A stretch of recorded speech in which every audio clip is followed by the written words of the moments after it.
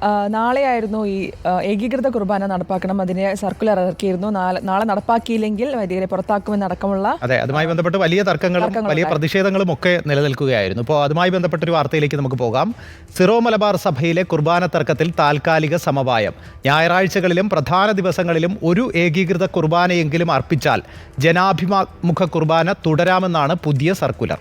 ഏകീകൃത കുർബാന ഘട്ടം ഘട്ടമായി നടപ്പാക്കുമെന്നും major archbishop Mar Raphael Thattil വ്യക്തമാക്കി.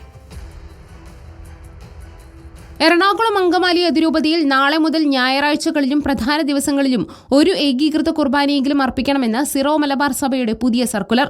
എങ്കിൽ നിലവിലെ രീതി തുടരാമെന്നും major archbishop Mar Raphael തട്ടിലും അപ്പോസ്തലിക് അഡ്മിനിസ്ട്രേറ്റർ ബോസ്കോ പുത്തൂരും ചേർന്നിറക്കിയ സർക്കുലറിൽ പറയുന്നു.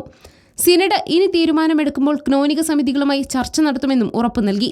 സർക്കുലർ അംഗീകരിക്കാനാണ് വിമത വൈദികരുടെയും അൽമായ മുന്നേറ്റത്തിന്റെയും തീരുമാനം. ഏകീകൃത കുർബാന നടപ്പാക്കാത്തതിൽ മാർപ്പാപ്പ വേദനിക്കുന്നുണ്ടെന്നും വീഡിയോ സന്ദേശത്തിൽ മേജർ ആർച്ച് ബിഷപ്പ് പറഞ്ഞു.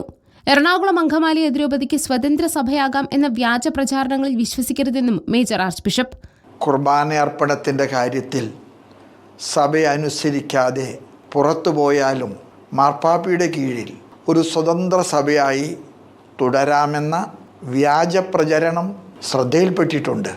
യാഥാർത്ഥ്യത്തിന് നിരക്കാത്ത ഇത്തരം പ്രചരണത്തിൽ വിശ്വസിച്ച് അനുസരണക്കേടിൽ തുടരാതിരിക്കാൻ എല്ലാവരും ജാഗ്രത പുലർത്തണം.